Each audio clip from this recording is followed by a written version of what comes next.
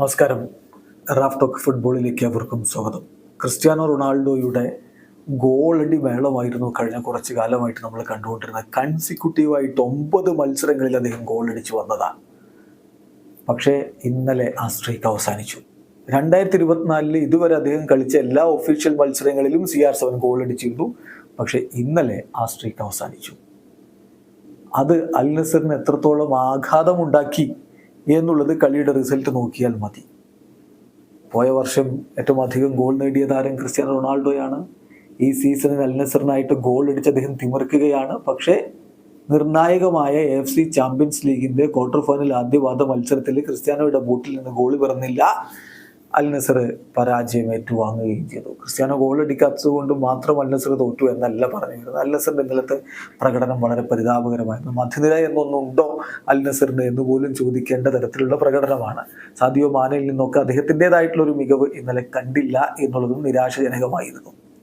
ഏതായാലും CR7 തൻ്റെ കരിയറിൽ ഗോൾ അടിച്ചു കൂട്ടി പുതിയ നേട്ടങ്ങളിലേക്കും റെക്കോർഡുകളിലേക്കും കുതിക്കുന്നത് തന്നെയാണ് നമ്മൾ ഇപ്പോൾ ഈ വർഷവും കണ്ടുകൊണ്ടിരിക്കുന്നത്. എന്നാൽ ഇന്നലെ ആ സ്ട്രീക്ക് അവസാനിച്ചത് അൽ നസറിന് വലിയ തിരിച്ചടി ഉണ്ടാക്കിയിട്ടുണ്ട്. അടുത്ത മത്സരത്തിൽ CR7 വീണ്ടും ഗോളടിക്കുമെന്ന പ്രതീക്ഷയിൽ തന്നെയാണ് ആരാധകരുള്ളത്.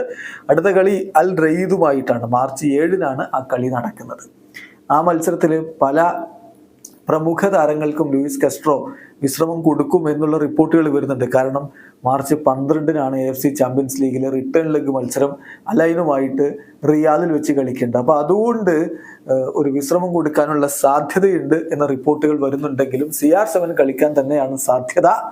കാരണം ഇതിന് തൊട്ടു മുമ്പുള്ള മത്സരം അദ്ദേഹം അൽ ഹസമിനെതിരെ കളിച്ചിട്ടുണ്ടായിരുന്നില്ല. അൽ ഷബാബിനെതിരെയുള്ള കളിയിലുണ്ടായ പ്രശ്നങ്ങൾ കാരണം അദ്ദേഹത്തിന് വിലക്കായിരുന്നില്ല. അതുകൊണ്ട് അദ്ദേഹം അവിടെ കളിച്ചിട്ടില്ല എന്നതിനാൽ തന്നെ വീണ്ടും ഒരു വിശ്രമം ഇനി അദ്ദേഹത്തിന് കൊടുക്കാനുള്ള സാധ്യത കുറവാണ്. CR7 കളിച്ചേക്കും എന്ന് തന്നെയാണ് റിപ്പോർട്ടുകൾ. അപ്പോൾ വരുന്ന കളിയിൽ അൽ റെയ്ദിനെതിരെ ഗോൾ അടിച്ചുകൊണ്ട് തൻ്റെ ഗോളടി മേളം ക്രിസ്ത്യാനോ പുനരാരംഭിക്കുമെന്നും അലൈനെതിരെയുള്ള 2ാം ലെഗ് മത്സരത്തിലെ CR7 അത് തൻ്റെ മികവിൻ്റെ പാരമ്യതയിൽ തന്നെ കളിച്ച് റിവെഞ്ച് പൂർത്തിയാക്കും. കാരണം CR7 പറഞ്ഞിട്ടുണ്ട് റിയാദിൽ വെച്ച് കാണാമെന്ന്. അപ്പോൾ റിയാദിൽ വെച്ച് CR7 കാണിച്ചു കൊടുക്കും എന്നുള്ള പ്രതീക്ഷയിൽ തന്നെയാണ് ആരാധകരുള്ളത്. CR7 എന്തായാലും ഗോളടിയുമായിട്ട് നമ്മെ വിസ്മയിപ്പിച്ചുകൊണ്ട് മുന്നോട്ട് പോകുന്നു. യൂറോ കപ്പ് അടുക്കുമ്പോൾ ക്രിസ്ത്യാനോയുടെ ഫോം ആരാധകർക്കും വലിയ പ്രതീക്ഷയാണ് നൽകുന്നത്. വീഡിയോ അവസാനിക്കുന്ന ഫുട്ബോൾ ലോകത്തെ കൂടുതൽ വിശേഷങ്ങളുമായി റാഫ് ടോക്സ് എത്താം.